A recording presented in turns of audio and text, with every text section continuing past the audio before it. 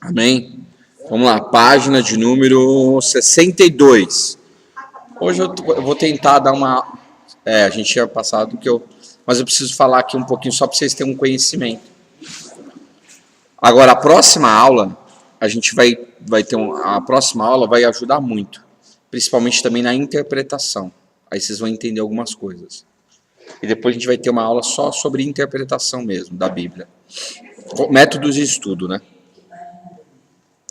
Página 62. Essa aula aqui eu vou tentar fazer de tudo para não ser tão taxativa, mas é necessário.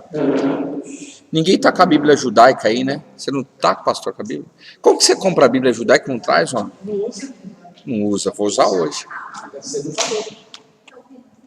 Eu deixei na questão para Página 62, a Bíblia judaica do Antigo e do Novo Testamento, tá? Porque tem a Bíblia judaica do Novo e do Velho. Do Velho e do Novo. Não sei.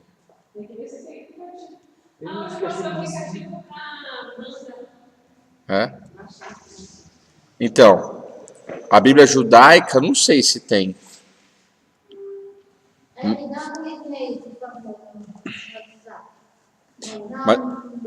Mas tem a Bíblia judaica, que ela é muito boa. É só que os nomes, assim, para quem não conhece, mas para se familiarizar com o hebraico é boa. Que é a do branco, igual a do branco. O branco tem uma que é boa. Eu tinha uma, mas era de... Não, ele tem a Torá, mas ele tem a Bíblia judaica do Antigo e do Novo. A sua é do Novo ou do Velho? Aquela que você comprou? Do Velho? Então tem que comprar do Davi Stern. A do Davi. Porque tem muita palavra em hebraico, nomes em hebraico. Aí ajuda também você ter um conhecimento, porque para assimilar, entendeu? Peraí, vamos ver aqui. Bíblia judaica messiânica, essa aqui. Bíblia israelita. Tem que baixa tudo. Tem que baixar tudo, porque aí tem que ver. Não vai, vou colocar não. essa daqui, ó. Não tá tão pesado assim, não. Como é? Messiânica é a do Velho e do Novo. Vou baixar aqui. Então vamos lá, gente. Êxodo capítulo 24, versículo 7 diz assim: E tomou o livro do concerto e o leu aos ouvidos do povo, e eles lhe disseram: Tudo o que o Senhor tem falado, faremos e obedeceremos. É profunda essa palavra, né? Tudo que o Senhor tem falado, faremos e obedeceremos. Deixa eu orar enquanto vocês estão aí resolvendo isso aí. Espírito Santo, eu quero te pedir a tua visitação nesse ambiente. Eu quero te pedir, libera os anjos do Senhor nesse recinto. Eu quero te pedir, visita cada pessoa que estiver também assistindo essa aula, logo depois, ó Pai. Eu não sei quem vai assistir, mas o Senhor sabe. Que a tua presença, a tua unção toque na vida dessas pessoas. Meu Deus, libera uma unção através dessa aula. Espírito Santo, que o Senhor possa falar conosco, me dá a inspiração que vem da tua presença. Meu Deus, eu não tenho nada de mim mesmo, mas o Senhor é Deus para tocar nos nossos corações. Tira todo o cansaço. Tem pessoas aqui que estão cansadas, esgotadas do dia a dia, Senhor, do trabalho, mas refrigera a vida dos teus filhos. Libera a tua presença, libera os anjos ministradores neste lugar. Labajure cataravassure cataramanaya. Espírito Santo, eu creio, Senhor, em nome de Jesus. Amém? Conseguiu aí, irmã? Então tá bom. Vamos lá, vou falando aqui enquanto isso. A divisão, glória. Tá chegando mais gente, então vamos esperar. Tem um Alexandre. Página 62, tá? É importante a gente aprender, irmãos, porque você sabe que no mundo vindouro, vocês sabem o que é o mundo vindouro ou não? Quem sabe o que é o mundo vindouro? Existem dois mundos no judaísmo: Olam Hazé e Olam Rabá. Olam é mundo, Hazé é presente, o mundo presente. Olam Rabá é o mundo vindouro, aquele que está por vir. O mundo vindouro é o que a gente chama de escatologia, que é na escatologia, na teologia tradicional cristã. Então tem o Olam Hazé e o Olam Rabá. O Olam Rabá, na realidade, ele vai... tem muitas questões do Olam Rabá. Muitas coisas que vão acontecer no Olam Rabá. Então, a gente vai falar de muitos assuntos aqui que também tá tudo ligado, amém? Principalmente também no curso de Gênesis, a gente vai falar muitas coisas que estão tudo ligadas com Olam. Só que tem uma palavra que eu acho interessante. Olam Rabá, o que vai acontecer no Olam Rabá, eles chamam de Tikkun, que é o conserto do mundo. O Tikkun Olam, o conserto do mundo. E o que esse mundo precisa? De conserto.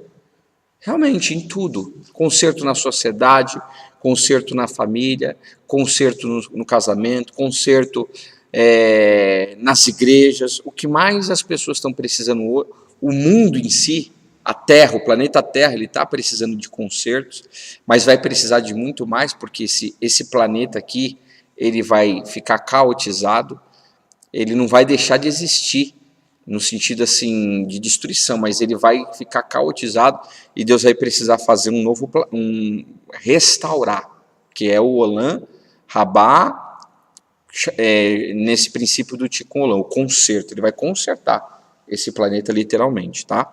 Então, a divisão judaica do Antigo Testamento. A gente vai falar um pouquinho, algumas coisas aí.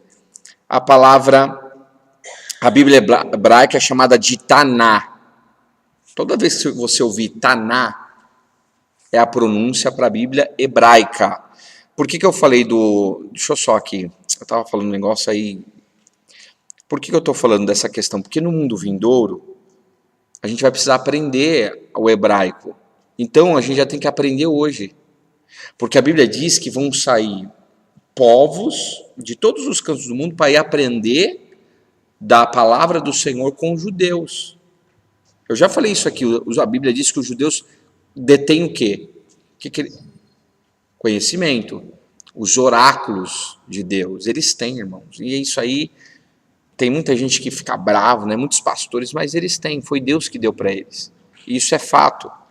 E Jerusalém, já disse isso, Jerusalém é o centro do universo. Vocês sabem disso, né? Sabem ou não sabem? Não sabem? Jerusalém é o centro do universo.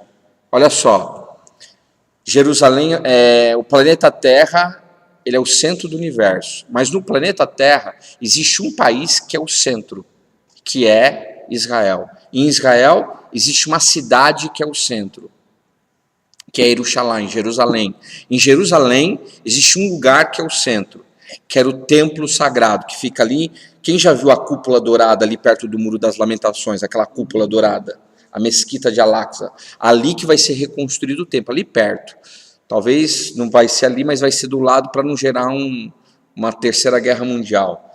Mas se não for, vai acontecer alguma coisa ali, um terremoto, Deus vai arrancar aquilo ali. Uma vez eu conversei com um judeu, ele falou que eles esperam que Deus mande um terremoto e tire aquilo lá de lá, porque aquilo ali é de posse dos muçulmanos, ali não tem nada a ver com o judaísmo, do povo judeu, vamos dizer assim. Então, o que eles creem? Que pode acontecer um terremoto, senão eles vão construir do lado. Então, ali é o centro de Israel, de Jerusalém. E o templo, ele é esse centro. Mas no templo tinha um lugar que era central, que era Kadosh HaKadoshim, o santo dos santos. E no santo dos santos existia um lugar central, que era Aaron HaKodesh, a Arca da Aliança. Era ali a presença do Senhor se manifestava. Olha só que coisa tremenda. Então Israel é o centro de tudo, literalmente. E isso geograficamente, se vocês forem ver a topografia, a questão geográfica, vocês vão ver que Israel é o centro. Amém? Então a gente vai voltar, irmãos. A gente de alguma forma, tem gente que vai morar em Jerusalém, tem gente que não vai morar. Vocês sabem que quando a Bíblia diz assim, não se turbe o vosso coração, credes em Deus, credes em mim, na casa de meu pai há muitas moradas, se não fosse isso, não teria dito, vou para a casa do meu pai, mas eu vou voltar para que onde eu estiver, vocês estejam também. Aí, irmãos, a Jerusalém ela vai ser o quê? O que vai acontecer? Vocês já leram Apocalipse, sim ou não?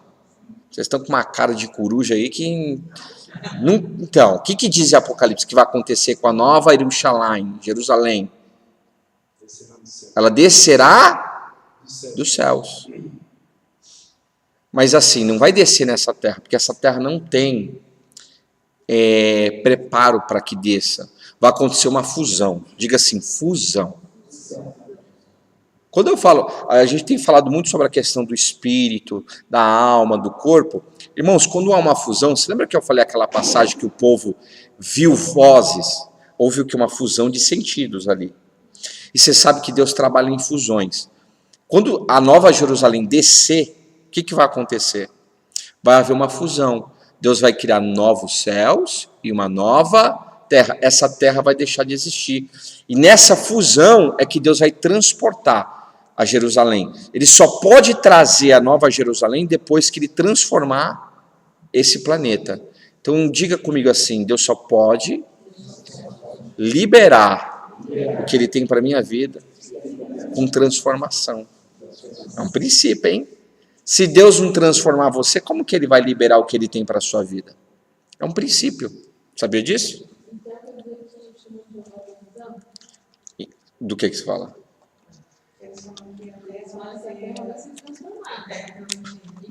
Está na Bíblia? Não tem nem que... Ah, dos céus. Aqui?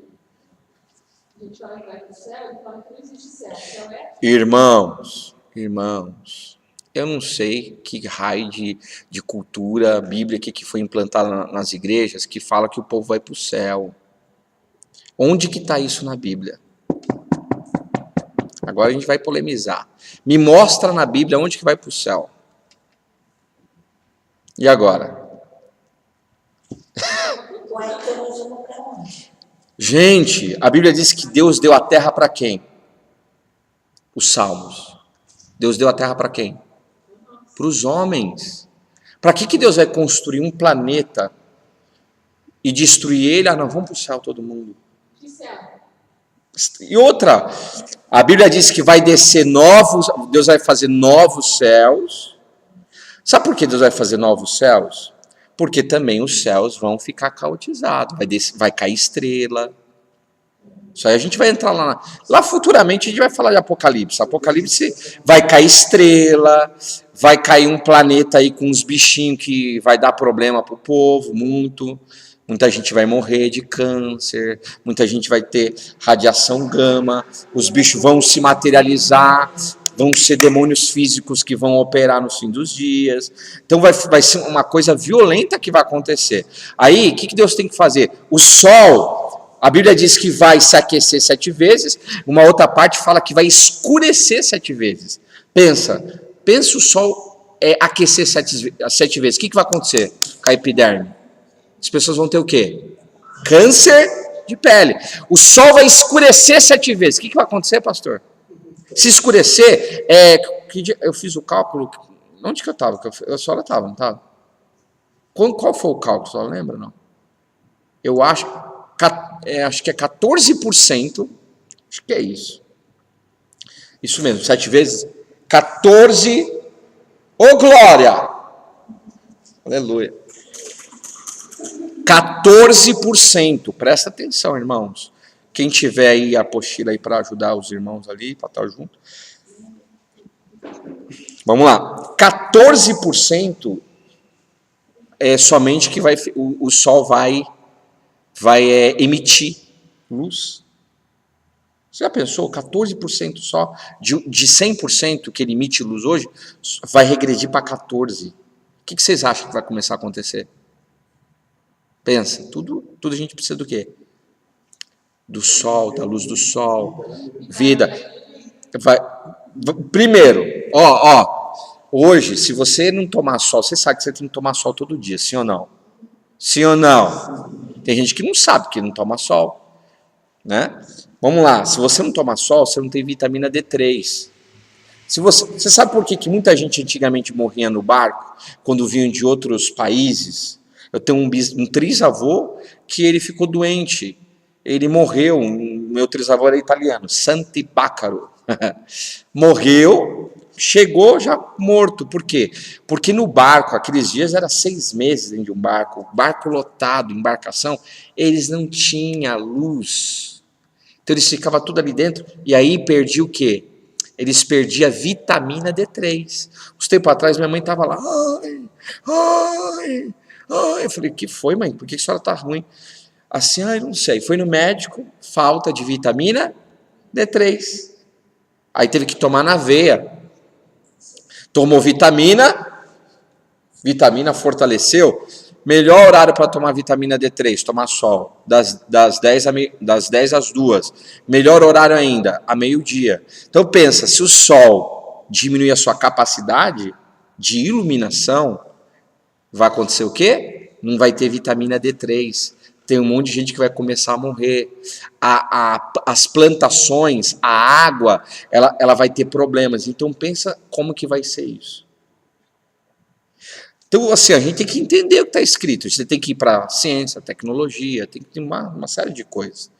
Futuramente eu quero dar esse curso que vai estar nesse mesmo período aqui. Como é Gênesis e Apocalipse, Apocalipse é um curso extenso e tem coisas que vocês vão falar que a gente está doido, mas eu tenho que mostrar para vocês a realidade. Às vezes eu falo com algumas pessoas, os irmãos ficam me olhando assim, né? Porque são... Hã? É cara de coruja. Mas é porque, assim, em Apocalipse vai ter muita coisa que já tem hoje aqui, só que ainda não foi... Está no oculto. Mas já existe, e está aí, está tudo à mostra, mas as pessoas não têm. Apocalipse é um quebra-cabeça, irmãos. Você pega aqui, aqui. Aí você vai lá para o final de Apocalipse, tem a resposta do que a gente precisa. Olha só, a gente tem falado muito sobre batalha espiritual no calendário gregoriano, que é o calendário que foi instituído pelo Papa. Só que no calendário bíblico, existe uma teoria sobre a chegada do 7º milênio. Alguém já ouviu falar sobre isso? Não? A chegada do 7º milênio? Segundo os cálculos de alguns estudiosos, nós estamos pertíssimo do 7º milênio. Até a gente estava conversando sobre isso. Quanto tempo estava? Já deve estar menos. Era 28? 28? Não, 2026 começa, olha só, em 2026, segundo a teoria heptamilenar, que eu não também, é uma teoria, tá? Mas, pelos cálculos que eu tenho visto que muitos judeus têm feito, vai se começar o 7º milênio. Vocês sabem o que é o 7º milênio, irmãos? Vocês sabem o que é o 7º milênio? As pessoas falam assim, as pessoas não têm noção. Por que Deus falou assim, 1 milênio a gente vai dar para Jesus reinar? Jesus que vai reinar nesse milênio. Mas por que isso? Não tem... Por que Jesus vai descer? Você sabe como que vai ser, né? Deixa eu contar algo para vocês, como que Jesus vai descer. Jesus, ele vai descer no Monte das Oliveiras. Olha só, é tremendo isso aqui. Eu já falei sobre a porta dourada em Israel? Já falei? Deixa eu explicar. A gente está falando isso aqui, daqui a pouco eu entro aqui, que senão... Mas isso aqui é importante eu falar, vocês têm que entender. Quando Jesus descer, ele vai descer no Monte das Oliveiras. Alguém já viu em foto, em vídeo, o Monte das Oliveiras? O que tem de frente ao Monte das Oliveiras? Nunca viram? De frente ao monte tem um cemitério. Sabe quem fez aquele cemitério? Um sultão muçulmano turco, chamado, diga comigo, Saladino. Saladino é um turco muçulmano que construiu aquele cemitério. Por quê? Porque ele ouviu uma profecia que o Mashiach, o Messias de Israel, ele ia adentrar na porta dourada, conquistando, sendo um conquistador, sendo um rei por excelência, um rei vitorioso. Aí, sabendo da tal profecia, o que ele fez? Ele fechou a porta. Essa porta hoje ela é fechada em Israel. Se você olhar de frente ao cemitério, está lá a porta, é uma porta gemelar. A porta fala que é dourada, porque na realidade ela tem cor é cor de... Parece tipo essa cor assim, só que aí bate o sol. E aí eles falam que é a porta dourada. Mas ele é gemelar. Nessa porta, nos dias de Jesus, Jesus passou por essa porta, irmãos. Ela era aberta. Por isso que a gente tem que entender. Tem porta que às vezes está aberta e tem hora que ela está fechada. E sabe quem quer fechar a porta para a gente? O nosso inimigo. É o inimigo que quer fechar a porta. Nos dias de Jesus, essa porta era aberta. Essa porta, você vai ver essa porta lá em João capítulo 5. Quem já ouviu a passagem do tanque de Betesda, o paralítico do tanque de Betesda? Se você for ver, está escrito lá. E, na realidade, houve uma festa em Jerusalém, e Jesus entrou pela porta das ovelhas. Você fala assim, mas o que tem a ver? Não está falando da porta. Mas, por que não está falando da porta? Aí você tem que entender questões de história, geografia, arqueológica. Jesus não entrou por aquela porta, sabe por quê? Era festa. Todo mundo queria entrar por ela. O que eles faziam nos dias de Jesus? Via multidão, se amotinava naquela porta, beijava o batente dela, olhava para o céu e dizia assim, um dia o meu Messias vai passar por aqui. Aí Jesus, o que ele faz? Ele fala assim, não vou passar por essa porta agora. Porque lá na frente eu vou passar, ele vai pela menor porta que tinha. Se você for ver essa porta, ela só tem uma entrada muito pequena e a pessoa tem que se ajoelhar para entrar por ela. Deixa eu falar algum princípio espiritual para você. Tem porta que para você entrar, você tem que entrar de joelho. Quem tem ouvidos para ouvir, ouça. O que Jesus fez com os seus discípulos? Entrou ali pela menor porta. Todo mundo estava querendo a porta da honra. Aquela porta dourada é a porta da honra. Era a porta da glorificação. Todos se amotinavam lá, beijavam a porta e diziam assim, um dia o meu Messias vai passar por aqui. Um dia o meu Messias vai entrar por aqui. Jesus fez tudo ao contrário. O homem estava esperando. Na realidade, alguém vinha pela porta dourada, Jesus veio pela porta das ovelhas. Olha só o paralítico. O paralítico estava esperando que alguém, na realidade, carregasse ele. Jesus falou assim, te coloca de pé. Ele estava esperando as águas, mas o Senhor derramou fogo da cura sobre o corpo dele. Então, às vezes, irmãos, deixa eu falar algo para você. Você está esperando algo da parte de Deus, mas Deus vai fazer algo muito maior do que aquilo que você está esperando. Escute, essa porta, nos dias de Jesus, era aberta. Aí, anos depois, eu não lembro a data aqui, acho que é 1000 e alguma coisa.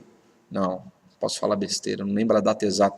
Esse turco Saladino ouviu essa profecia dizendo que o Messias ia passar por lá. O que ele fez? Fechou a porta. Fala para o teu vizinho, o diabo quer fechar a porta do Senhor na tua vida.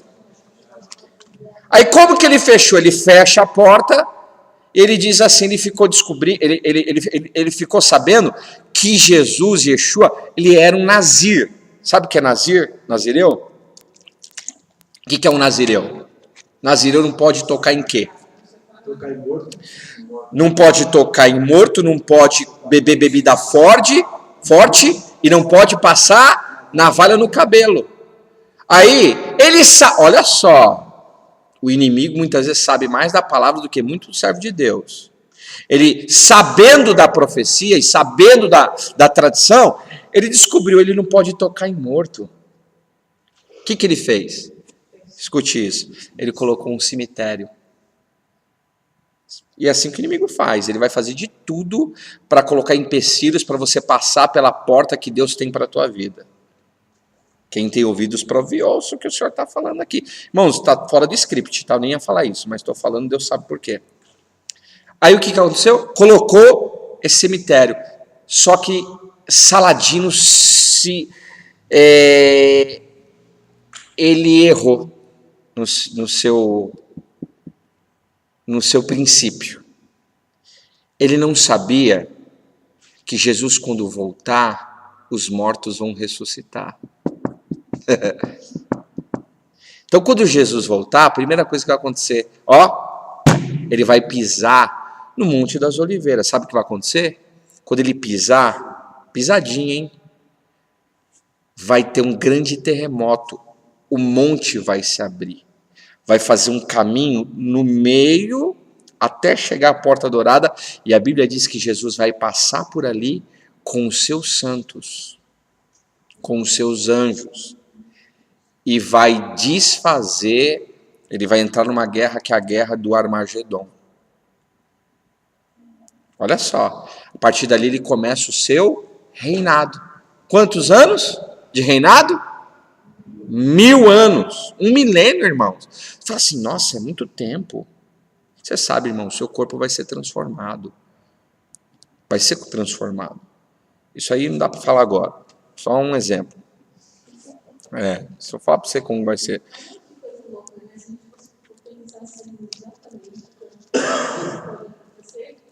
Imagina, a gente está aqui no Brasil, certo? E aí, ainda não estava nem nada, e acontece que Jesus veio, lá em Jerusalém, pelo Monte das Oliveiras. Esse acontecimento todo. Entende o que eu estou falando? É algo sobrenatural, irmãos, o que vai acontecer. Como a gente vai conseguir contemplar isso, sabe? Como vai ser? Irmãos, mas eu vou falar algo para vocês.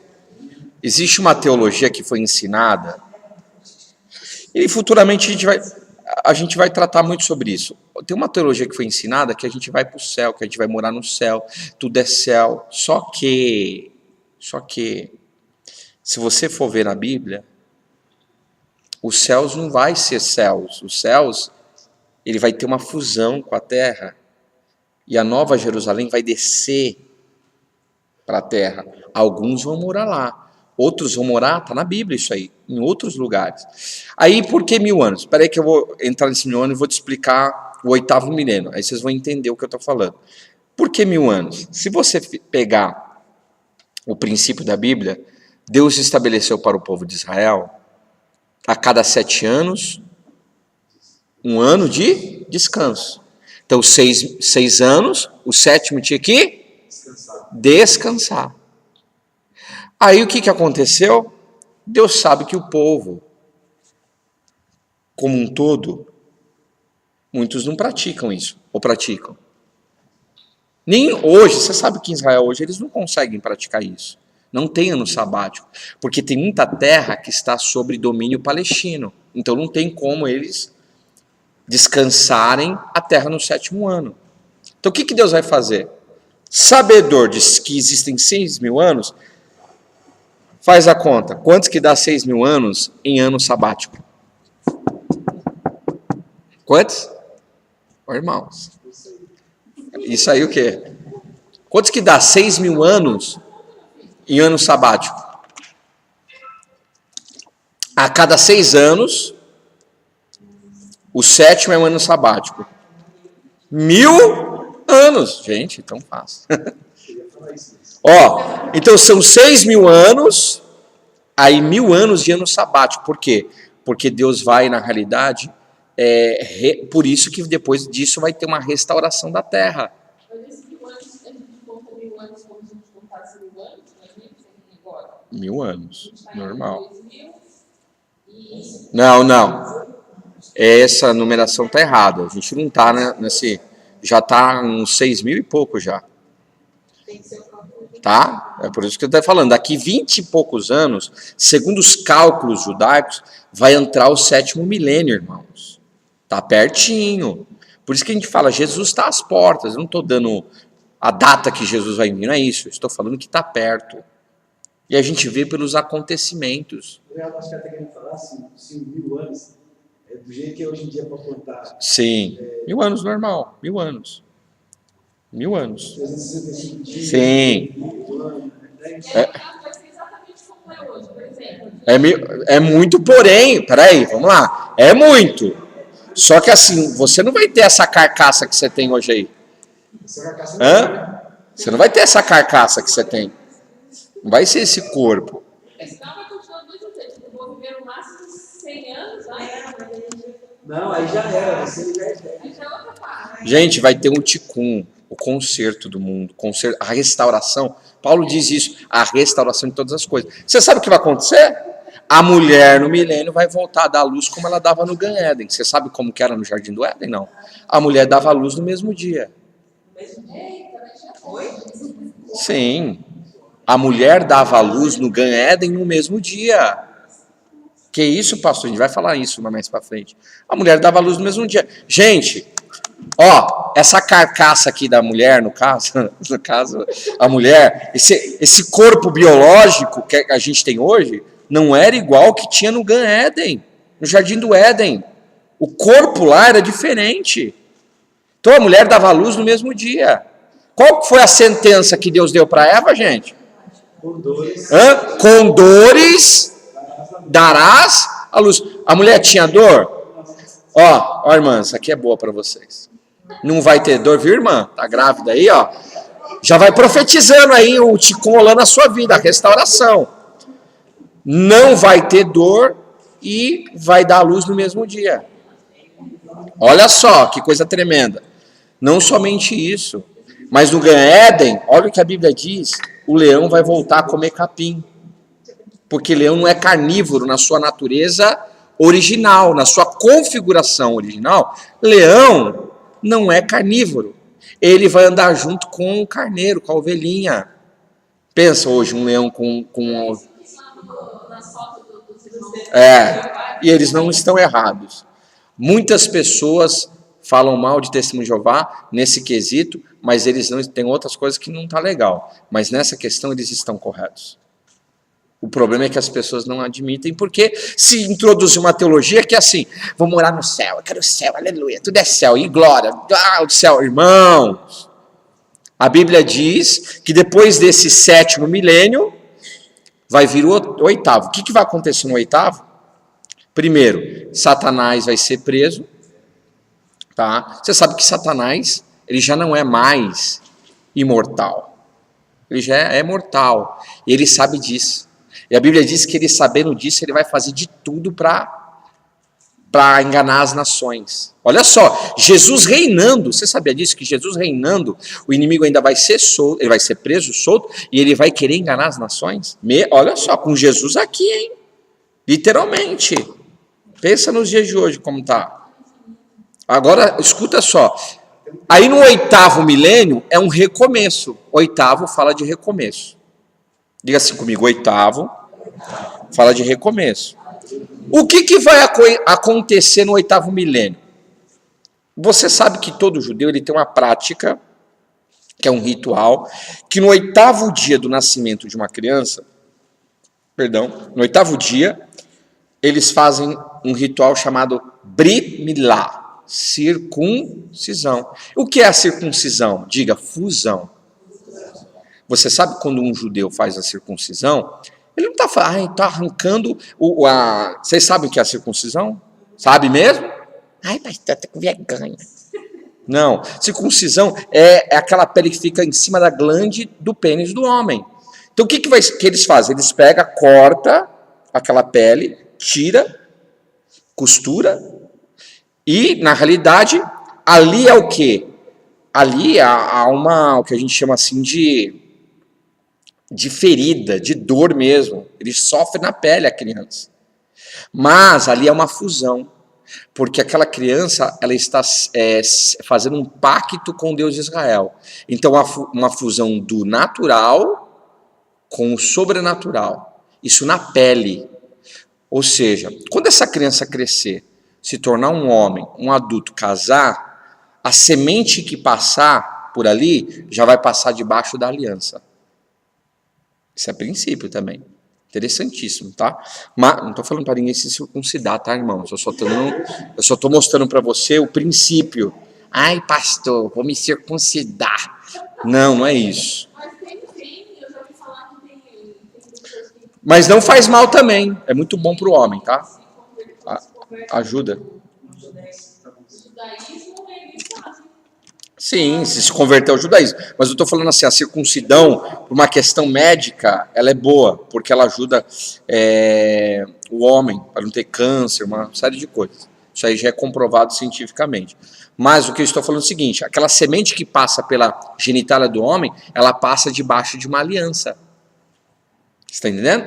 Aí há uma fusão ali, do natural, e uma fusão que dói, que doeu muito, mas com o sobrenatural. Isso no 8º dia, por isso que é no 8º dia. Aí você pega o 8º milênio, o que Deus vai fazer? Uma fusão.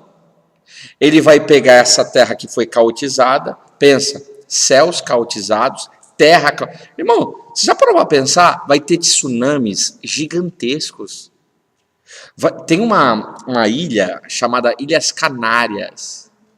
E ó, vou falar para você, é o único lugar que a Bíblia ela dá alguns detalhes, é o único lugar no mundo que a Bíblia diz que vai acontecer algumas coisas aí de tsunami.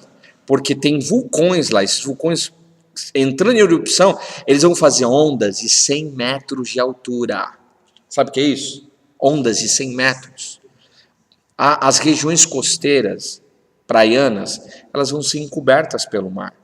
Vai ter queda de estrela, sol, vai diminuir a sua potência, vai aumentar, diminuir, vai ter seres que vão descer de um planeta que produz radiação gama, esses seres vão descer para a Terra vai morrer 1/3 de animais, 1/3 de mar, olha só o que vai acontecer, fora outras coisas que eu não vou falar, que tem muita coisa. Isso é um curso extenso, vocês têm ideia. E aí a terra vai ficar caotizada, os céus também. Aí o que Deus vai fazer? Deus vai restaurar tudo. Deus vai transformar essa terra. Quando ele transforma, aí o que ele faz? Ele desce. Porque ele só pode liberar o que está em cima para você quando você for transformado. Diga assim comigo, Deus só vai liberar o que está em cima para a minha vida quando eu for transformado. Quando essa terra for porque hoje Deus não pode liberar a Nova Jerusalém aqui. Não tem como. Esse mundo não pode suportar a glória da Nova Jerusalém. Mas quando essa terra for transformada, aí é uma fusão, irmãos. Fusão. Sabe o que é uma fusão? Quem já fez obturação de dente? Quem já colocou aquela massinha assim, que eles chamam de amálgama? Já viu ou não? Quem já brincou de massinha? E você misturou assim? É uma amálgama, mistura tudo. Vira um? É isso que vai acontecer, uma fusão. Céus, terra. Terra e céus. Porque hoje não tem como se misturar os dois. Somente pelo poder do Espírito Santo a gente consegue adentrar nas esferas celestiais. Hoje não dá, mas nesse tempo já não vai ser assim. Vai haver uma fusão. Como era no Gan Éden. Ou vocês acham que no Gan Éden tinha... o homem tinha que ficar lá orando 10 horas para Deus falar com ele? Não, irmão. Ele tinha acesso direto na presença do Senhor. Então, quando acontecer essa fusão, aí desce a Nova Jerusalém, e ali um povo que Deus ainda vai escolher vai morar lá. Mas outros povos vão morar em outros lugares. Então, tudo que foi falado assim, as pessoas falam, vai morar no céu. Não tem muita lógica isso daí, que fala que vai morar no céu, que vai não sei o quê. O que eu creio assim, vai ter o arrebatamento, mas é uma coisa momentânea também, tá? Não é esse negócio, vai arrebatamento, vai ficar não sei... Não, Deus vai arrebatar, a pessoa vai ficar na esfera celestial, e depois a igreja desce, os santos descem, com o Senhor Jesus, como está escrito, vai descer no Monte das Oliveiras, esse monte vai se dividir, ele vai se fender ao meio, e Jesus vai conquistar, ele vem para ser conquistador. Então, basicamente, é isso. O que a gente precisa entender é que muitas coisas que são faladas hoje em dia, isso foi incutido, mas leia o livro de Apocalipse, ele se explica por si mesmo. Ai, pastor, é um livro doido, é um livro que não sei o quê, tem uns bichos lá que não dá para entender.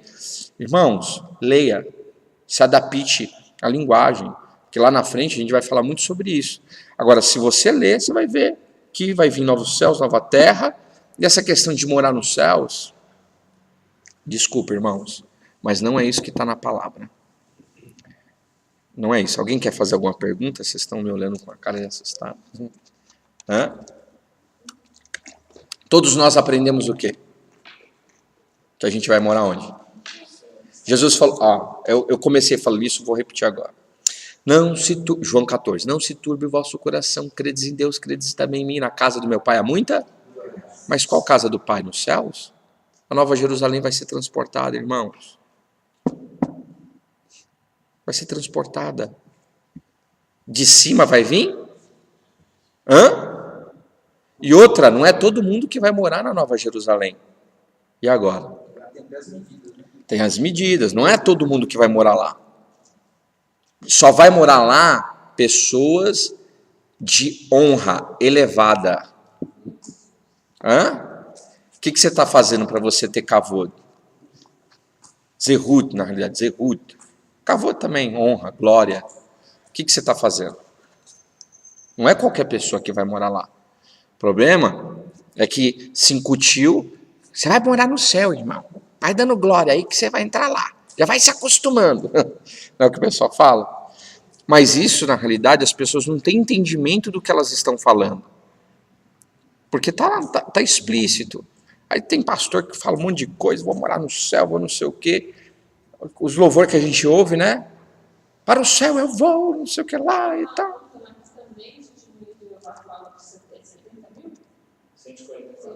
Ah, isso é outra questão. Isso aí é... Não, 144 mil, eu creio que são judeus, esses judeus são selados. Sabe o que é selados ali? A Bíblia diz que eles não vão conhecer mulher. Significa que eles vão ser virgens. Tá? Porque eles não podem ter contaminação de mulher. Eles vão ter essa kedushá, essa santidade. Eles não, para eles, por isso que eu falo, para cumprir determinadas missões, a pessoa ela tem que ter essa santidade sexual. Que é o que o inimigo mais quer, faz o que hoje? As pessoas são contaminadas em que área?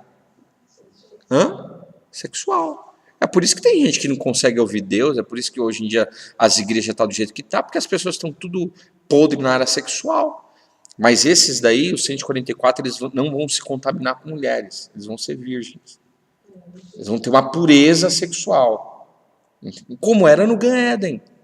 Mesmo um homem casado com a mulher tinha uma pureza, por isso que eles conseguiam ouvir ao Senhor, por isso, tinha uma pureza sexual. E isso é princípio também para ouvir a voz de Deus, sabia? Para ter relacionamento com o Senhor. Pureza sexual. Porque hoje em dia as pessoas não têm. A maioria não tem. Então, tudo isso, não existe essa questão. Desculpa, irmãos. Talvez está chocando muitos de vocês. Aliás, vai se acostumando, porque esse curso de quarta-feira vai deixar muita gente chocada, porque eu vou começar a falar de coisa, eu não quero nem saber, ninguém mandou você vir. Não, a gente convida, não, mas vamos... Aleluia.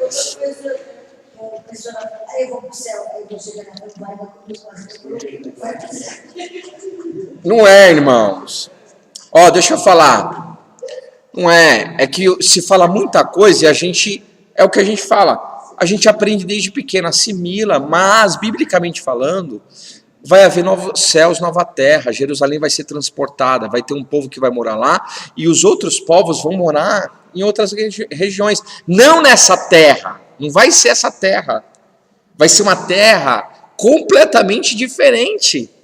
Ou você acha que vai ser nessa terra? Porque essa terra aqui já está feia, feiada, feia, perto do que um dia foi o planeta Terra. Então, tudo isso a gente precisa entender. Amém? Nossa, irmão, já foi 1 hora.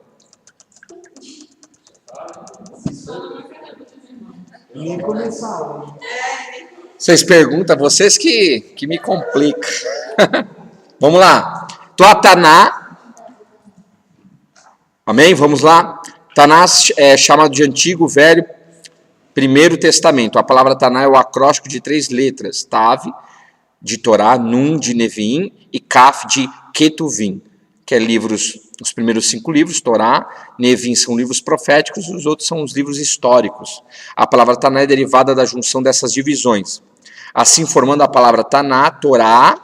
Então, Taná significa 3 palavras, Torá, Neviim e Ketuvim, que é Torá. Vocês sabem o que é Torá? Torá significa instrução, no hebraico. E Torá significa... a Torá, ela tem um compêndio de 5 livros. São os 5 primeiros livros da Bíblia. E é esses primeiros 5 livros que a gente vai tratar aqui.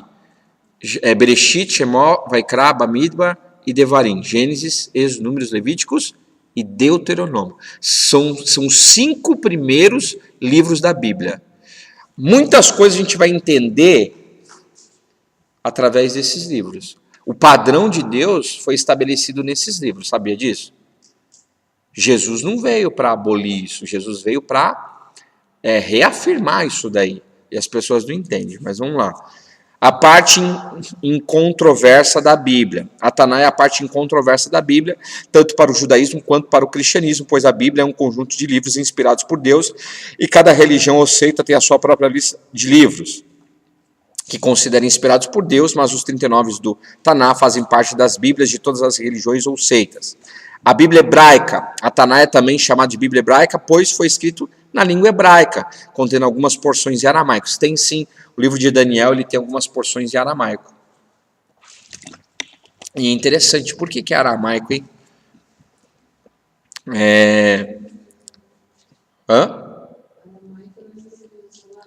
Uma das, né? Jesus não falava só aramaico, Jesus era poliglota, hein, irmãos? Jesus era poliglota. Então a gente tem que aprender outras línguas, né? A Bíblia diz, sede meus imitadores como eu sou de Cristo. 1 Coríntios 11, Paulo diz. Vamos lá. Os 39 livros, ao todo a Taná, que é o Antigo Testamento, tem 39, exatamente como na Bíblia protestante, que é a nossa Bíblia, tá? O conjunto de 3 obras, a Taná é o nome dado ao agrupamento de 3 conjuntos de obras, a Torá. Os Nevim são os proféticos. Quais são os livros proféticos? Eu já falei, profetas maiores, profetas menores, quais são? Tem uns irmãos que não estavam, né? Quais são os profetas maiores? Por que são profetas maiores? Porque tem gente que fala assim, são maiores porque falaram das profecias messiânicas. Não! Os profetas maiores são conhecidos como profetas maiores porque os livros são maiores. Isaías são 66 capítulos, irmãos. Jeremias, não sei nem quanto que é mais de 40. São vários capítulos, tá? Ketuvim, daí o nome Taná, uma espécie de sigla. Já falamos. A divisão dos livros da Taná. A divisão da Bíblia hebraica se diverge um pouco, mantendo, portanto, o mesmo conteúdo. A divisão tripartida da Bíblia hebraica em lei, profetas e escritos. Olha aí, lei, profetas e escritos, que são salmos. Pode ser encontrado no Novo Testamento, em Lucas 24, 44, tá? E disse-lhes, foi isso que eu lhes falei, enquanto ainda estava com vocês. Era necessário que se cumprisse tudo o que a meu respeito estava escrito na lei de Moisés, nos profetas e na Taná. Ou seja, na Torá, nos Nevins e nos Ketuvins. Olha aí, Jesus falou sobre isso, tá? Isso aí não é também invencionice, não. A distribuição dos livros do Antigo Testamento nas Bíblias cristãs, baseada no Antigo Testamento grego, a Septuaginta, também concede ao Pentateuco esta primazia, a Torá, a lei de Moisés. Torá, que significa lei, é o nome da primeira parte da Bíblia, que é constituída pelos 5 primeiros livros da Bíblia, que são Gênesis, Êxodo, Levítico, Número e Deuteronômio. Cada um tem um significado, tá? Você sabe o que significa Bereshit? Não sabem? Bereshit? É Gênesis. Mas o que significa Bereshit? Vocês conhecem a transliteração helenizada, que a gente chama. No princípio. Na realidade, até o termo é extra, mas é isso aí. Mas Gênesis, quando foi transliterado, até que não foi uma transliteração inadequada, foi como Êxodo, que eu vou falar aqui. Na transliteração colocaram o Gênesis. E você sabe que a transliteração até que foi muito interessante. Porque Gênesis vem de quê? Sim, mas não é isso. A palavra Gênesis deriva outras palavras, ou outras palavras derivam a palavra Gênesis. Gênesis vem de genética. Diga comigo, Gênesis vem de genética. O livro de Gênesis, os primeiros 6 livros, os capítulos, eles são livros que é um livro que vai tratar de genética. Aliás, deixa eu falar algo para você. A Bíblia, de Gênesis a Apocalipse, ela fala de genética, irmãos. Qualquer dia eu vou montar um curso sobre isso. A genética bíblica. E assim, tem muita coisa para falar de genética, a gente vai falar nas 3 primeiras partes de Gênesis, de Bereshit, a porção, tá? Em Gênesis mesmo, no capítulo 1, capítulo 2, capítulo 6, vai tratar muito de genética. E a gente precisa entender isso porque isso está ligado com o Apocalipse, está ligado com o nosso dia a dia, está ligado com tudo que a gente faz. Está ligado com o seu trabalho, com o que você desenvolve aqui. Está ligado com o seu dia a dia, de cada um aqui, com a sua saúde. Está tudo ali. A Bíblia ela nos dá princípios e padrões. E a gente tem que entender isso. Então o livro de Gênesis é um livro de genética. Ele fala de Gênesis 1 até Gênesis 12, guarda isso. Gênesis 1 é a obra da criação, né? Depois vem em Gênesis 3 a criação do homem, a criação da mulher. Mas em Gênesis 12 já é a Gênesis de um povo. Com quem começou esse povo? Com quem começou o povo de Deus? Vocês sabem, não? Vocês têm que saber isso, é princípio. Gênesis 1 é o Gênesis da criação. 2, 3, Gênesis da criação do homem, da mulher. Depois, capítulo 12, não, aí depois tem um capítulo 6, já é um outro tipo de Gênesis. Já tem umas manobras ali de alguns seres. Gênesis 12 já é a Gênesis de um povo, que é o povo de Deus. Com quem começou esse povo, irmãos? Com Abraão. A Bíblia diz que nós somos filhos de quem também? Né? Então vamos lá. Aí, Êxodo. O que significa Êxodo? Vocês sabem? Sabe o que é na teologia tradicional cristã? Eles falam que significa Êxodo. Saída. Não tem nada a ver. Já falei isso aqui. Êxodo não significa... Shemot, que é o nome original, não tem nada a ver com Êxodo. Aí aqui a transliteração para o português ficou inadequada. Por quê? Eles transliteraram, chamaram Êxodo, que é saída. Mas no original é Shemot. O que é Shemot? Shemot é o plural de Shem. E o que significa Shem? Nome. Então Shemot significa nomes. Diga nomes. Por que nomes? Aí você vai ver no início do livro. O início do livro é a narrativa dos nomes dos filhos de Jacó. Por isso que o nome do livro é Shemot. Shem, plural de Shem. Nomes. São os 12 nomes dos filhos de Jacó, que também tem significados, tá? Cada um deles, quando nasceram, houve ali um significado espiritual. Isso é importante também. Tá bom? Levítico, Vaikra, que na realidade Vaikra aqui, se eu não estou enganado, o livro de Levítico é um livro de sangue, irmãos. Vai falar de altar, é um livro relacionado ao sangue, e você precisa entender isso aí também, porque tem gente que não entende nada. Eu já até falei aqui numa aula como eles faziam o sacrifício, lembra? Quem estava? Importante, porque às vezes a gente lê, mas não sabe como que era feito naqueles dias. Mas qualquer dia, quando a gente estiver nessa parte, eu vou falar de uma maneira ainda mais como é feito hoje. Como que se faz por exemplo, como que eles pegam um animal hoje e sacrifica? Como que funciona isso? Isso é importante para você entender como que funciona o mundo. Isso aí está tudo ligado ao mundo espiritual, viu? E as pessoas não entendem. Números. Olha aí, números. O que tem a ver números? Você fala, números é o quê? Quando você lê números, você fala assim, é números, né? Número do quê? Se o nome original significa Bamidbar. Sabe o que significa Bamidbar? Diga, no deserto. Porque o povo estava onde, irmão? Estava na casa estava lá em Roma? Eles estavam no deserto. Então o nome do livro é No Deserto. Aí não sei quem foi transliterou, colocou números. Que interessante isso, né? Se eu não estou enganado, é sangue, Cris. Esse daqui eu não lembro direito se é isso. Depois eu passo, mas eu acho que é isso. Tá? Bamidbar significa no deserto. Quanto tempo o povo ficou no deserto, irmão? Quanto tempo? Quem disse isso para você? A gente disseram aí. Não, escrito isso.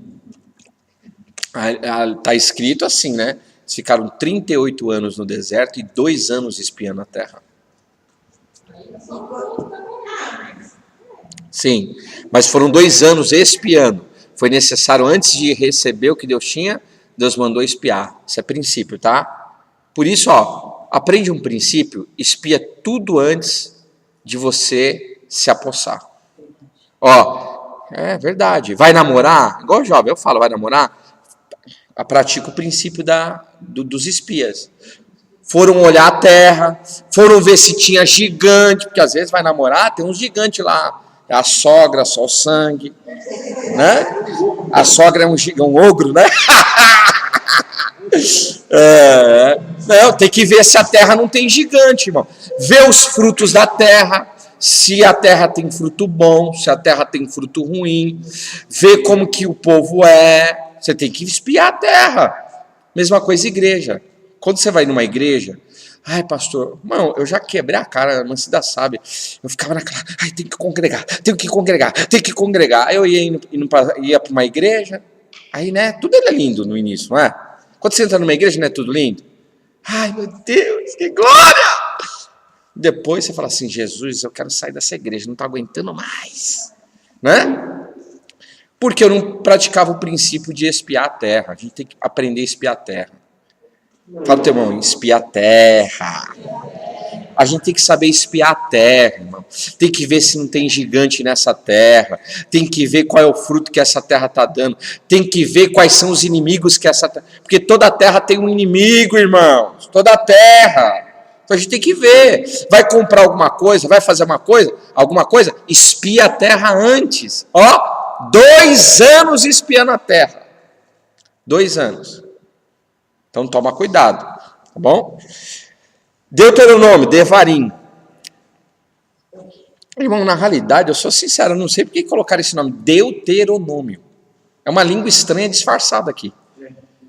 Deuteronômio. Porque o original é Devarim. O que é Devarim? Devarim é plural de Davar. E o que é Davar? Davar significa palavra. O plural de Davar é Devarim, palavras. Palavras, diga palavras. Aí alguém pergunta, pastor, por que palavras? Porque se lembra que Moisés subiu no Monte Sinai? Quanto tempo ele ficou lá? Irmão, vocês vão ficar estudiosos da Bíblia. Que eu vou ensinar vocês, irmão. Tudo aquilo que eu passei, que me ensinaram, eu vou ensinar vocês. Estou brincando. Não. 40 dias. A gente só não falou porque a gente sabia que queria falar. Né? 40 dias no monte. Aí o que aconteceu? Começaram a falar para Arão. Arão, seu irmão não vem mais, Arão. Vamos fazer um bezerro de ouro? Né? Mas só que ali, a gente acha que foi o bezerro de ouro, né? Mas o que aconteceu ali foram orgias, sexo e glutonaria. Ó, tu juntou tudo. Glutonaria, comida, orgias, sexo e bebedice. 40 dias lá recebendo algo da parte do Senhor e o povo se esquecendo daquilo que Deus havia prometido. Aí o que aconteceu? Quando Moisés desce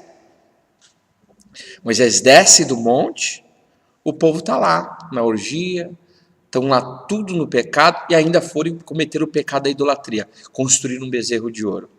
Quando Moisés viu aquilo, irmãos, não vou falar que os gadarenos se levantou porque Moisés estava vindo com a presença do Senhor, mas ele ficou irado e não foi uma ira santa, vamos dizer assim. Porque tem hora que a gente fica irado com algumas coisas, porque é o próprio Espírito de Deus que está repugnando aquilo. O que ele fez? Destruiu aquele bezerro e, ó, detalhe, fez o povo, se não estou enganado, beber aquele ouro e matou. Quem fez aquilo morreu. Por que não matou o irmão dele?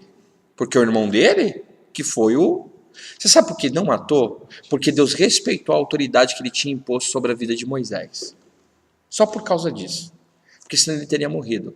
Vocês sabiam que Miriam começou a falar mal de Moisés, cometeu o pecado de Lashon Hará, língua maldita, venenosa, serpente, né? Aí o que aconteceu com ela? Não foi só ela que falou mal, Arão também falou, foram os dois. O que aconteceu com Miriam? Ficou leprosa. Mas diz a tradição judaica que Deus soprou um pó branco, que era a lepra. Essa lepra, quando pegou em Miriam, era uma lepra tão profunda que ela pegou nos ossos de Miriam, mas não pegou em Arão. Porque Deus tinha constituído ele como uma autoridade. E Deus falou assim, eu vou respeitar a autoridade que eu coloquei sobre ele. Por isso que a gente tem que tomar muito cuidado também com essa questão de autoridade. Vigiar com o que a gente fala dos outros. Porque olha só, mesmo ele, guarde isso, mesmo ele estando errado, Deus respeitou a autoridade que tinha imposto sobre a vida dele. Então, a gente tem que aprender uma coisa. Está cheio de autoridades erradas por aí, irmão. Mas eles vão ter que se tratar com quem? Com Deus. Então fala para o teu irmão, deixa ele se tratar com Deus, vai. A gente tem que tomar muito cuidado com isso, viu?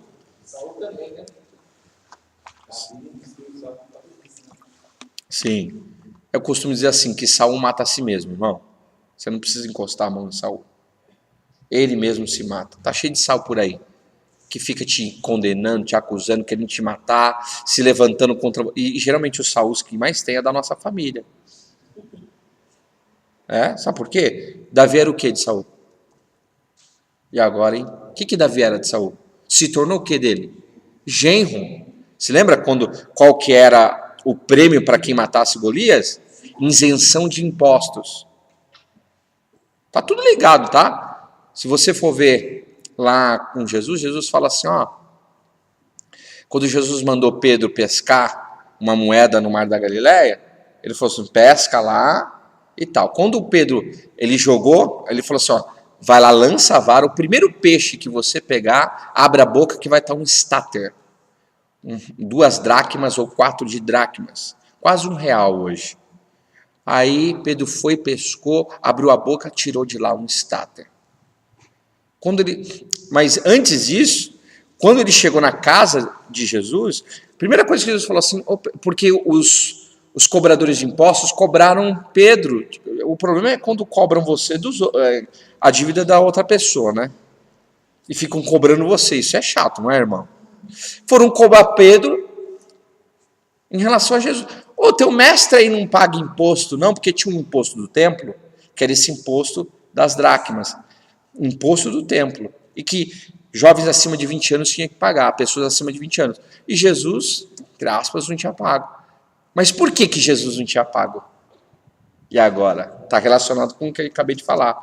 Qual que foi a premiação que Davi recebeu? Isenção, e Jesus era filho de quem? E agora? Irmão, de quem que Jesus era filho? De Davi, a linhagem dele não pagava impostos, irmão. Aí Jesus falou assim, vai lá, de quem cobra os reis da terra? Dos filhos ou dos isentos? Dos estrangeiros? É um negócio assim. Aí ele fala assim, dos estrangeiros. Logo, eu não precisava pagar. Mas mostra para eles que a gente é diferente. Fala pro teu irmão, seja diferente. Aí aconteceu isso aí que ele falou. Isenção de impostos e a filha como prêmio. Que era quem gosta de louvor pentecostal aí tem uma música. E cadê a Mical? Onde a Mical está? Mical era filha de Saul, se tornou patrimônio de Davi, mulher de Davi. Era família, irmãos. Quem mais? Sabe quanto tempo Saul perseguiu Davi? 14 anos. Você já parou para pensar? Sua família te perseguir 14 anos? 14 anos. Davi teve oportunidade para matar, mas não matou. Deixou, porque ele não queria tocar no servo do Senhor. Então a gente tem que aprender também a não tocar nos servos do Senhor, amém? Então vamos lá. Aí a gente está falando de Devarim. Por que é Devarim? Palavras. Por quê? O povo fez isso, pecou, fez tudo que é errado, bezerro de ouro, cometeu idolatria. Aí o que Moisés faz? Ele quebra. E essas tábuas não eram tábuas, não. Eu não sei por que. É verdade, né? Tábuas da lei. Não eram tábuas. Alguns falam tábuas, né? Eram pedra de safira. Como que é a cor da safira? As pedras eram de safira. Ei, deixa eu falar para você. Safira, a pedra que ele traz é de safira. Escute, isso é profundo, irmãos. Foi o próprio dedo de Deus que escreveu aquilo. Ó, a gente escreve daqui, né? Da esquerda para a direita. Não, Deus foi escrevendo da direita para a esquerda. Da direita, igual na Torá, né? O próprio dedo de Deus escreveu aquilo. Aí, que chega lá embaixo, olha só.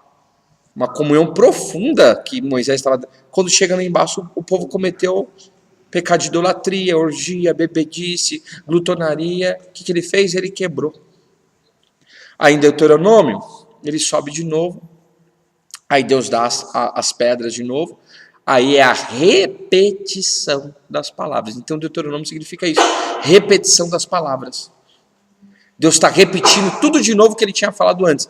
Porque tem hora, irmãos, que a gente falha, que a gente erra, aí Deus é obrigado a repetir tudo de novo que ele já falou, tudo de novo que ele já tem falado. Tem gente que é tão duro de coração que Deus tem que ficar falando o tempo todo. Não faz isso, faz isso. Fala pro teu vizinho, obedece. Irmão. Esses 5 primeiros livros da Bíblia, na verdade, são um só livro, chamado Livro da Lei, em hebraico Sefer Torah. Sefer é livro, tá? Sefer é livro. A lei divina, ou simplesmente a lei de Deus, ou a lei de Javé, ou a lei de Moisés, ou Pentateuco, em hebraico Humash. É um conjunto de 5 sefarim, livros. Sefarim é o plural de Sefer, tá? Que é livro. Sefarim é livros. Os quais foram recebidos por Moshe Rabbeinu, Moisés, mestre Moisés, ditados por Hakadosh Baruhu, o santo, bendito seja, o Espírito de Deus, tá? Quando fala Kadosh Baruhu é o Espírito Santo, o Espírito de Deus, que trata desde a criação do mundo até a morte de Moshe, sendo este o Sefer, livro mais importante da Taná. O livro mais importante é a Torá. O judeu, tudo que ele faz é pautado. A Torá, para eles, é um código. Ali, tudo que eles precisam, eles falam que está ali. Inclusive, tem até um programa muito interessante da Torá. Muitas coisas futurísticas eles conseguem detectar pelos códigos da Torá. É muito interessante isso aí. Vamos lá. Nevim, profetas. Que significa profetas. É o nome da segunda parte da Bíblia, que é constituída pelos livros. Josué, você sabe quem foi Josué? E agora, hein? Quem foi Josué? Quem foi Josué? Foi o sucessor de Moisés. Sucessor de Moisés. Mas a Bíblia diz que era para ser um outro... A Bíblia não, a Bíblia também. A tradição diz que era para ser um outro homem. Finehas, que era culto. Entendia tudo de botânica, astronomia, história. Naqueles dias, era um homem que entendia. Aí, sabe por que a tradição diz o seguinte, a tradição oral. A gente vai aprender sobre isso, vocês vão aprender o que é a tradição oral. Diz que ele não foi o sucessor de Moisés porque ele era inflexível. O que é uma pessoa inflexível? Também. Mas, irmãos, uma pessoa que lida com gente igual a Moisés tinha que ser uma pessoa flexível. Josué tinha algo que ele não tinha. Josué era flexível. Josué sabia lidar com as pessoas, cada um na sua forma, do seu jeito. Finéias não. Finéias era assim, tudo era ferro e fogo. E a gente que lida com pessoas, você tem que ser flexível. Cada caso é um caso, cada situação é uma situação. Aí Deus falou assim, eu vou levantar Josué. E quando Moisés vai lá em cima no monte, quem que está lá embaixo, nos pés do monte, esperando Moisés? Josué. Esperando ele, aguardando a chegada do seu Senhor. Então Josué, olha só como que Deus trabalha. Deus trabalha com cada um na sua. Fala para o teu vizinho, cada um na sua, hein? Não adianta você querer pregar, sendo que Deus chama para cantar, vai dar problema. Quando Deus precisou de um arpista, ele chamou Davi. Quando ele precisou de um rei, ele chamou Davi. Quando ele precisou de um homem manso, ele chamou Moisés. Quando ele precisou de um salvador, ele chamou Jesus. Quando ele chamou de um homem de palavra forte, de um homem corajoso, ele chamou Elias. Quando ele precisou de um homem decidido por aquilo que ele queria, que ia fazer a diferença, profeta, ele chamou Eliseu. Mas quando ele precisou de um comandante, ele chamou Josué. Então ele nos chama de acordo com a nossa característica. Irmão, cada um aqui tem uma característica. Não, pastor, porque Deus me chamou para pregar e não sei o que. Irmão, tem gente que não tem dom para pregar. Desculpa. A pessoa nem olha para a cara do outro direito. Eu já fui em igreja que o pastor era o pastor invisível. Eu fiquei no culto, o culto inteiro, eu falei, mas cadê o pastor? Ele ficava atrás, irmão, escondido. Não dava para ver o pastor. Eu já fui em igreja que o pastor ficava assim, olhando para o teto. Ele assim, irmãos, porque não sei o quê. Eu falei, bem, peraí. A pessoa não consegue olhar para as pessoas. Então assim, não tem. Tem gente que não tem. Tá? Então Josué ele tinha essa característica. Deus chamou ele segundo a característica dele. Ele era comandante. Ele nasceu para ser general. Deixa eu falar para você. Você nasceu com uma missão específica da parte de Deus para a sua vida. Você nasceu. Então não adianta você querer fazer outra coisa que não vai dar certo. Você vai dar certo naquilo que Deus te chamou. Irmão, uma bola de futebol nos pés do pastor Gerson, né? Nos pés do branco, né? Não dá nada. Mas uma bola de futebol nos pés de Pelé, nos pés de Messi, nos pés de Cristiano Ronaldo, faz a diferença. Uma bola de basquete na minha mão, misericórdia, que vergonha. Mas nas mãos de Magic Johnson, é isso? Michael Jordan, fazia muitos pontos. Então você tem que fazer aquilo que Deus chamou você para fazer. Se você mudar, não vai fluir. E às vezes as pessoas ficam sofrendo. Ai, pastor, eu estava falando isso para a irmã Cida hoje. Tem um pastor chamado Kenneth Hagin, que acho que é aquele livro, não sei se é esse, Planos, Propósitos e Práticas. Eu acho que é esse. Que ele diz o seguinte, que ele foi orar ao Senhor porque ele via que o ministério dele não estava fluindo. Aí ele começou a orar, jejuar e falar para Deus. Aí o Senhor falou com ele audível. Falou assim, meu filho, você está há 20 anos fazendo uma coisa que eu não te chamei. 20 anos. Ele falou, mas o que o Senhor me chamou para fazer? O que eu estou fazendo que o Senhor não me chamou para fazer? Filho, eu não te chamei para ser pastor de igreja, dirigir igreja. Eu te chamei para ser mestre e profeta. Você está pastoreando a igreja há 20 anos e eu não chamei você para pastorear a igreja. Eu te chamei você para ensinar o meu povo e para ser um profeta dessa geração. 20 anos. Olha para o teu vizinho assim, você está fazendo o que Deus te chamou para fazer?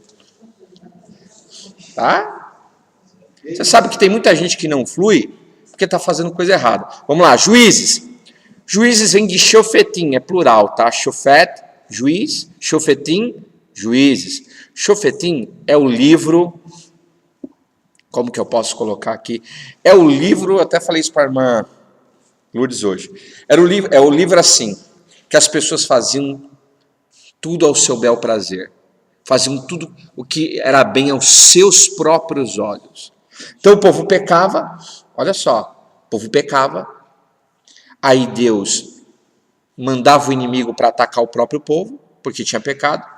Aí eles se arrependiam, Deus dava livramento. O povo pecava, Deus mandava inimigo, o povo se arrependia, Deus trazia o livramento. O povo pecava, Deus mandava inimigo, e aí é o período de juízes. É um período assim. É o período de pecado, período de oposição, período de arrependimento e de livramento. E ficou nisso. Aí você vai ver juiz, Sansão com um juiz. O que Sansão fez? Ele pecou. Ele contou um segredo que ele não podia contar. Se Deus te dá um segredo, você vai contar, irmão? Vai fazer com os irmãos que estavam no monte? Conhece os 3 irmãos que estavam no monte? Não. Já ouviu falar, pastor? Tava 3 irmãos no monte. Um pastor, um presbítero e um diácono. Aí estavam os 3 lá orando, buscando a presença. Deus, visita! Aí daqui a pouco a presença do Senhor invadiu lá o monte. Os irmãos começaram a ficar ali cheios da presença. Aí o pastor falou assim, eu preciso confessar um pecado. E começou a falar. Não, porque de vez em quando, quase sempre, eu tomo da número 1 a 51 até a 102, Velho Barreiro e companhia. Aí o presbítero tomou a palavra, pastor, vamos fazer aqui uma confissão libertadora. Vai lá. Aí o pastor foi lá. Aí eles começaram a orar de novo, orar. Aí foi a vez do presbítero. O presbítero entrou em quebrantamento, eu preciso confessar um pecado. De vez em quando, quase sempre, eu dou uma na cara da minha esposa, pastor. Eu bato nela mesmo. Você não viu no outro dia que ela apareceu meio inchada? Fui eu, pastor. Eu bato nela. Aí o pastor olhou assim e falou assim, vamos orar por esse irmão. E foi lá, orou e falou, se arrepende. Aí eles estão orando. Daqui a pouco foi o diácono, a vez do diácono. Aí o diácono falou assim, eu também tenho que confessar o pecado. O diácono, eu também tenho. Não, mas eu não vou confessar, não. Hã? Não vou confessar, não. Aí o pastor e o presbítero ficaram com o quê? É igual vocês estão agora. Tudo curioso. Aí o pastor falou, não, você vai ter que falar. Você falou que tem pecado, agora vai ter que confessar, senão eu te excluo da igreja. Aí o diácono, não, eu tenho que confessar, pastor, eu tenho um problema, pastor. É que tudo que as pessoas falam, eu conto para todo mundo. O pastor tinha falado, o presidente tinha falado. Então, irmão, a gente tem que tomar cuidado. A gente tem que guardar segredo. E o livro de Juízes é um livro assim, de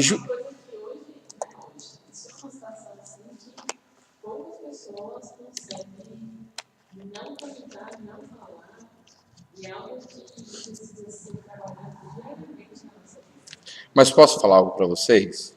O Senhor tem me... É verdade. Mas o Senhor tem me ensinado algo.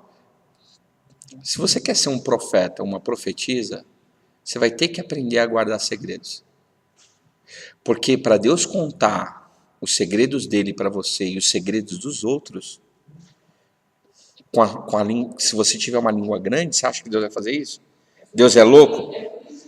Às vezes, o que acontece? Essa coisa toda de profeta, de Deus mandar profecia, e às vezes mandam profecia e fica lá um ouvindo qualquer do lado, ouvindo o que o profeta está falando. O problema, irmão, é que tem gente que fica querendo ouvir a profecia que é de Deus para você, né? Mas vamos lá. 1 Samuel, 2 Samuel. Samuel é um dos maiores profetas que existiram, tá? Foi ele que ungiu o rei Davi. 1 Reis, 2 Reis. Livro de Reis é Melahim. Meler, Davi, rei Davi. Meler, Shilomo, rei Salomão. Gente, 1 Reis, Melahim, Aleph, Melahim, Beit, que é primeiro e segundo. É Ishayahu, que é Isaías, Irmiyahu, que é Jeremias. Isaías é um profeta da transformação. Depois do capítulo 6, Deus transformou a vida dele. Jeremias é o profeta chorão. Por quê? É o profeta das lamentações. Peraí, deixa eu ver aqui. Mas tem um... Ezequiel, que é o Ezequiel, o profeta Ezequiel. Ezequiel, irmãos, ele viu os seres viventes. Ele viu os 4 seres. Vocês já ouviram falar dos 4 seres? Não. Eles são chamados em hebraico de Hayot HaKodesh. Os 4 são os animais sagrados.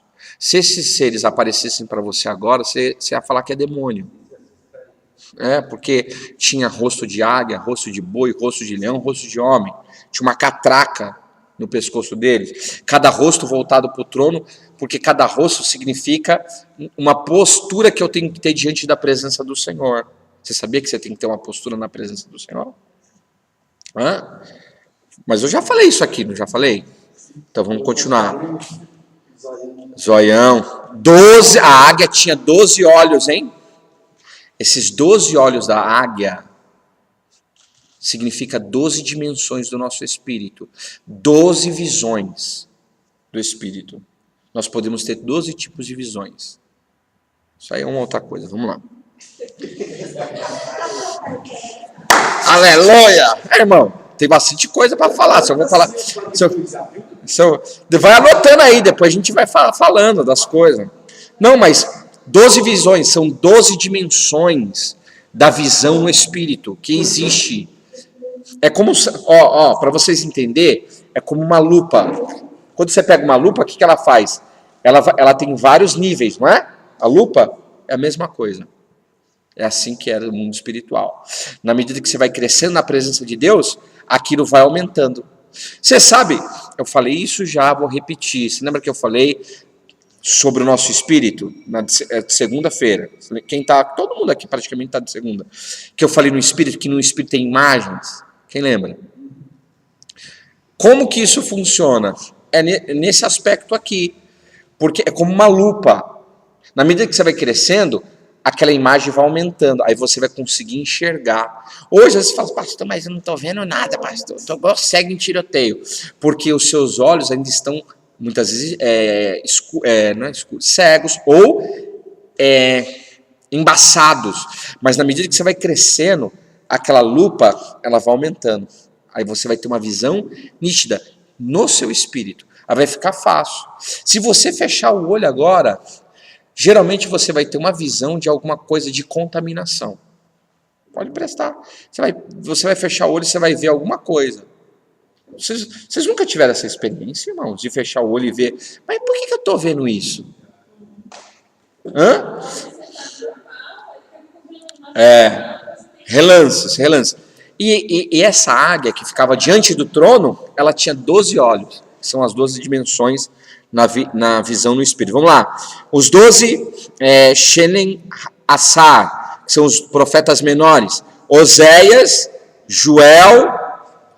Eu já falei tudo isso aqui, eu já especifiquei, né? Amós, Obadias, Jonas, Miqueias, Naum, Abacuque, Tissefania, Hagai, Zeraria, Malachi. São os nomes em hebraico aí, tá? O conjunto de 19 livros. Sefarim, contando Shenen Assar, os 12, que são os profetas menores, porém seu número correto de livros é 8, tá? Pois os Shenen Assar são considerados como um. Então, não é igual na nossa... Eles não foram... O compêndio não é igual na Bíblia normal. Neles lá é diferentes. São 8 somente. O Sefer Nevim, os livros proféticos. Vamos lá.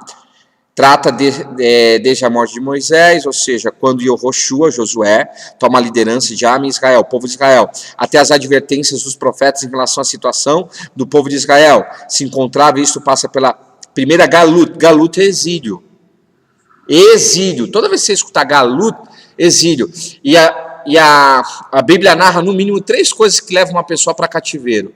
Diga, idolatria, soberba e roubo sabático. Por isso que eu falei lá do milênio. Por que Deus vai fazer aquilo? Porque todas as nações roubaram o ano sabático. Aí Deus vai precisar remir a terra em 1000 anos. Vai ser o reino do descanso milenar. Vamos lá, deixa eu ver aqui. Israel se encontrava, isso passa pela primeira galuta, até a segunda, os Sefarins, Shemuel, Samuel. Você sabe o que significa Samuel? Shemael. Significa, ouve, ó Senhor, porque Ana pediu Samuel a Deus e Deus ouviu a sua voz. Os Sefarins, os Melahins, possuem 2, pois os compiladores da época não conseguiam pôr em um livro. Só esses livros, por serem grandes demais, porém são um livro só, Shemuel e Melahim, tá? Ketuvim, os escritos. Ketuvim, que significa escritos, é o nome da terceira parte da Bíblia, que é constituída pelos livros de Salmos, Provérbios, Jó, Cântico dos Cânticos, Ruth, Lamentações, Salmos, Terrilim, Provérbios, Mishilei, Jó e Iov, Cântico dos Cânticos, Shir HaShirim, Ruth, Lamentações, Errá, Eclesiastes, Correlete, Esther mesmo, Daniel mesmo, ou Daniel-Hu, acho que Daniel-Hu é aramaico, Esdras, Esra, Neemias, Nehemiá, 1 Crônicas, Divrei Ra e Amin Aleph, Divrei Ra e Amin Bet, que é 1 e 2 Crônicas. Essas escritas por Davi e Shilomo, Salomão, filhos de Corá, foram escritos, tá? Mordecai, Daniel e cronistas. Foram vários homens que escreveram a Bíblia. Os escritos abordam os mais diversos assuntos referentes à história do povo judeu, amores por povo de Israel e ao Shabat, sabedoria, louvores, lamentações, crônicas. Assim como os livros Samuel e o livro dos reis e o Sefer Divrei Hayamim, os livros de crônicas, que se dividem em dois, pois era muito grande para os compiladores da época compilarem um único livro. Então eles foram dividir. Amém? Deixa eu ver quantos que faltam aqui, senão eu vou ter que dividir. A gente perdeu não, a gente gastou mais tempo falando nisso.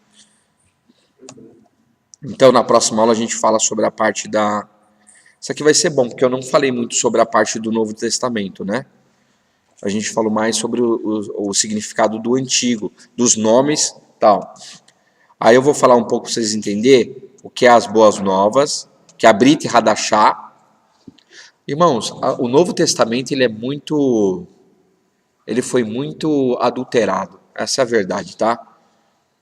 Mas tem muita coisa assim que dá pra gente falar. Sobre os 4 evangelhos, o que retrata. Os 4 evangelhos estão ligados aos 4 seres viventes. As 4 formas de andar na presença do Senhor. Várias coisas, tá? A gente vai falar sobre Mateus, Marcos, Lucas e João, as ações dos emissários. A Brit Hadashah é dividida em 4 partes. A Taná em 3, a Brit em 4. A gente vai falar sobre isso, tá bom? Aí, se vocês tiverem alguma dúvida, anota aí na aula que vem a gente fala. Apesar que vocês perguntam, né? Vamos orar? Pode orar, irmã Cida? Senhor, nosso Deus, nosso Pai, nós te louvamos e agradecemos, ó Deus, por essa